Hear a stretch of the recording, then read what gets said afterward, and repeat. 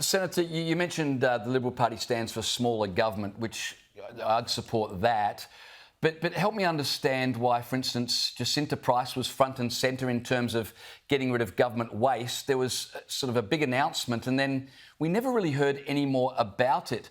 Why didn't your party really follow through with some of those things that you say you believe in? It seemed like there was an announcement and then it was just forgotten and we moved on to another announcement. Then that was quickly forgotten and pretty much we're all left confused as to what the Liberal Party really does stand for.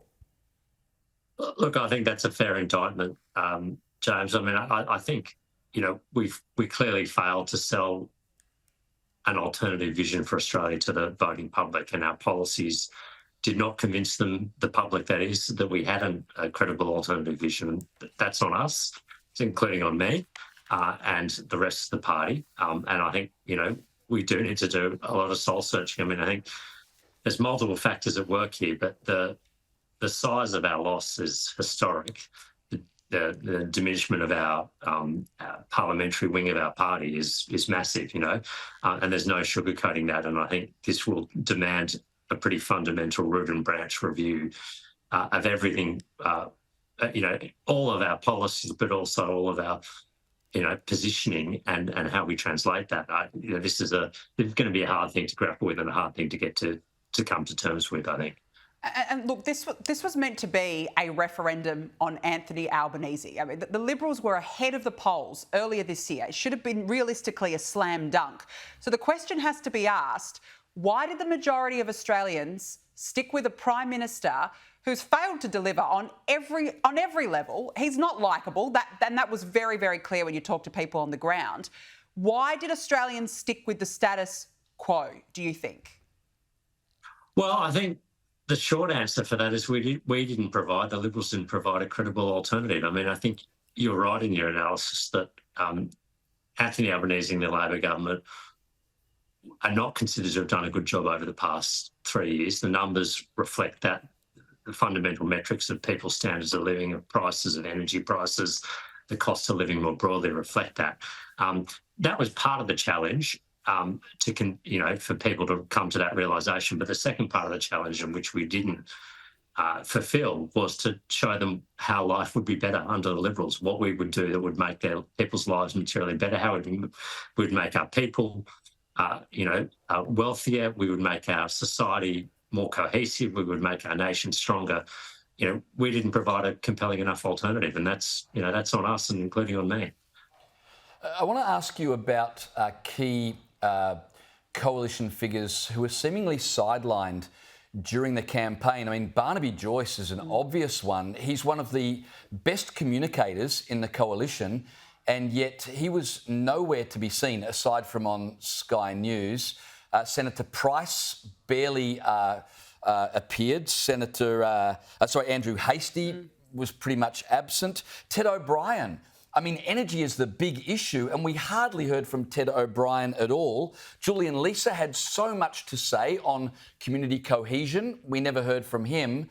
Why were so many of these very important coalition figures missing in action?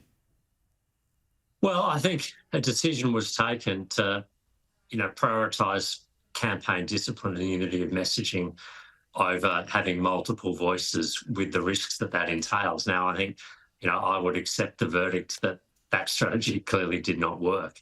And I think some of our most effective spokespeople and most effective and articulate policy developers, we saw less of them during the campaign than we would during the normal time of the news cycle, the parliamentary cycle. And I think that put a lot of pressure on Peter Dutton, and it put a lot of pressure on the leadership.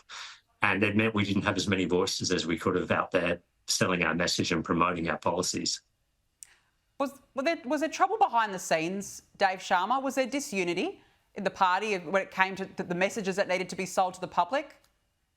No, look, I don't think so. I mean, I'm not close enough to the organisation and running of the campaign to speak with authority about this, but I think in many respects, there was a lot of unity and focus, but I think at times that came at the cost of some of the internal policy debates we should have had in the wake of the 2022 loss.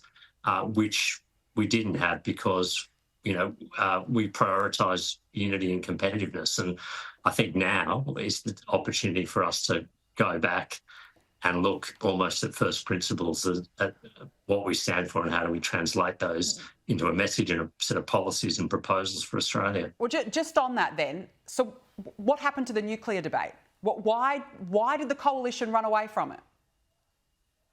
Well, I don't think we did, but it's But it's you barely also mentioned it. It was barely mentioned it was barely mentioned throughout the last 5 weeks.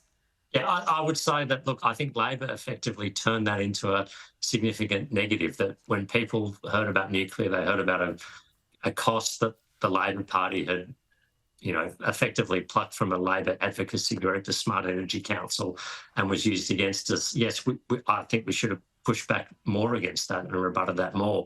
But we also had to deal with, another version of the Mediscare campaign, any number of things. I mean, I think, look, all this stuff needs to be looked at. I accept your criticism.